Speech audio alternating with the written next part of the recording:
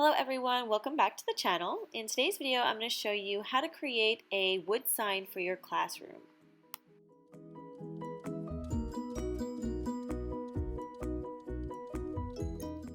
To complete this project, you'll need Silhouette Studio or a Cricut machine to print out your design on a vinyl stencil. Okay, now when you apply this, you probably should measure. I just kind of eyeballed it using the transfer tape. Just make sure you go over it so you don't have any bubbles. And I always peel back on a diagonal just so those small pieces come apart. If they do, just roll the paper back gently. Sometimes I like to wiggle it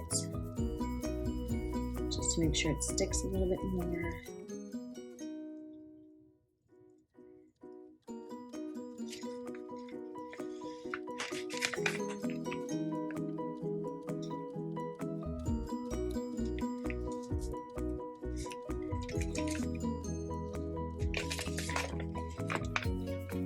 Some of these little pieces, I have to be a little extra careful. This is coming up a little bit, but that's okay. I'll just make sure I push it back down and then smooth it out again before I start to paint. I know this line is going this way, so I'm just gonna follow the line down.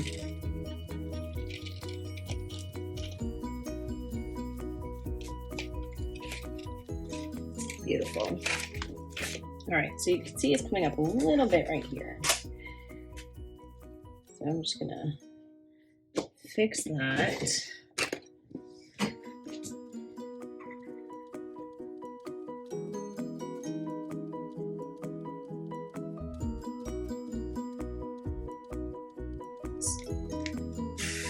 Now the first thing I do before I start painting, I'm actually going to use a little Mod Podge. And with a regular sponge brush, nothing fancy, right, I'm just going to dab inside my stencil. Okay, and the purpose of doing this is so that the paint doesn't bleed, especially if you're doing it on wood. Okay, and you don't need a lot. Okay, just a very little bit. Okay, so I have a very little bit. I have my sponge brush. And now I'm just going to lightly dab in between that stenciled area.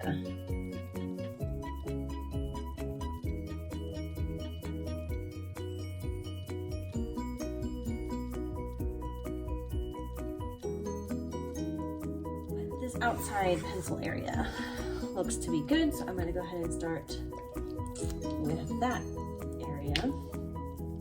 And then I have my template on my screen so I can see what colors I had wanted to use when I had created my design.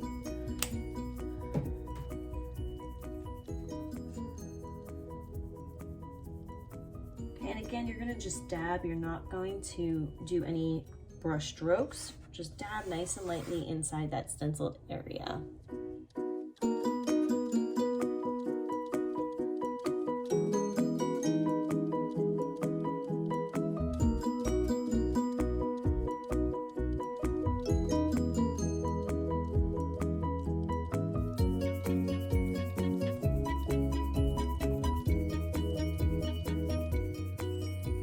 Okay, so we finished painting, everything is dry. Now we're gonna peel our stencil away and see what is left of our project.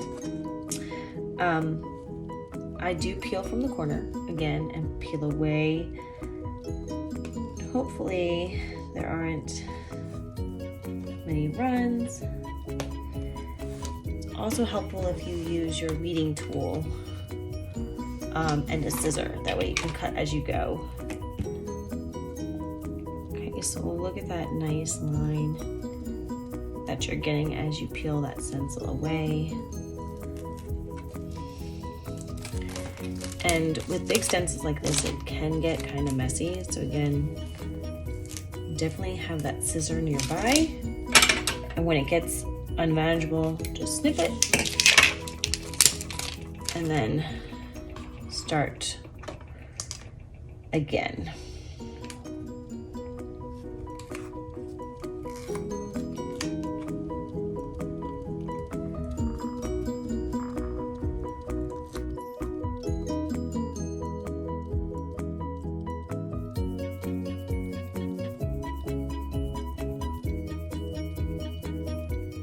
Okay, so if you see, came out beautiful. The only issue was this spot right here. The paint kind of peeled up. I just didn't get enough coverage there. So I'm just gonna go ahead and freehand that little spot. I am not the best at freehanding, but hopefully I can make a straight enough line.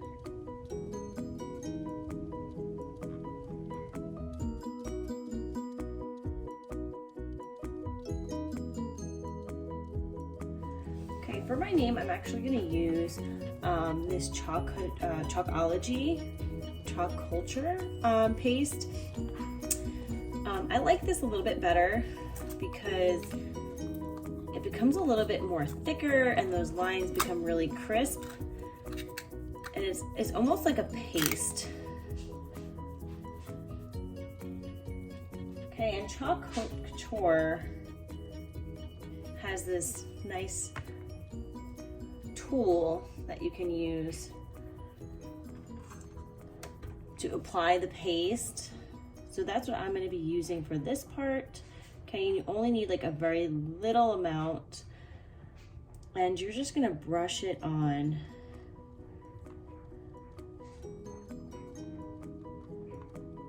And make sure it just gets in that crease, nice and easy. Again, you don't need a whole lot of this paste to fill in those creases. And this actually dries a lot faster too, which is nice. And so easy to apply, like super easy. Just dab a little bit on. You don't want to make it too thick because you don't want lines to develop where some of the overlapping comes in. And you might have to go different directions just to fill in some of those spaces. Like the C is a little tricky. I had to go multiple ways to get that in there. Okay, but it fills in that name very nicely.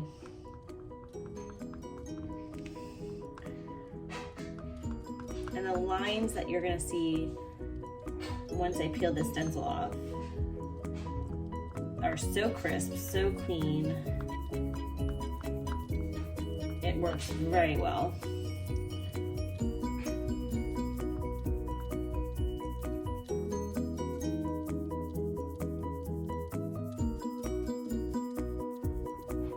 Okay, look at those nice, clean, crisp lines for the name using that Chalk Couture paste. Now I just have to do the weeding from the inside of the letters. So I'm just going to use my weeding tool and just be gentle, not to cut into the wood. And some of these little pieces are a little tricky.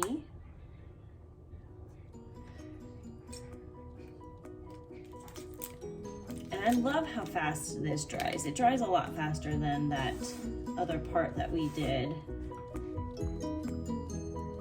So you don't have to wait, you don't have to use a blow dryer.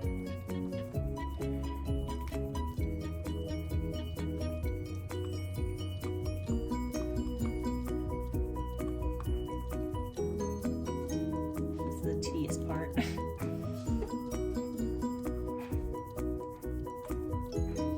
Perfect. All right, and there we go. Have a beautiful classroom, wall, wood sign, and the only thing I have left to do is to add couple holes here, put a nice ribbon on it, and hang it up in my classroom.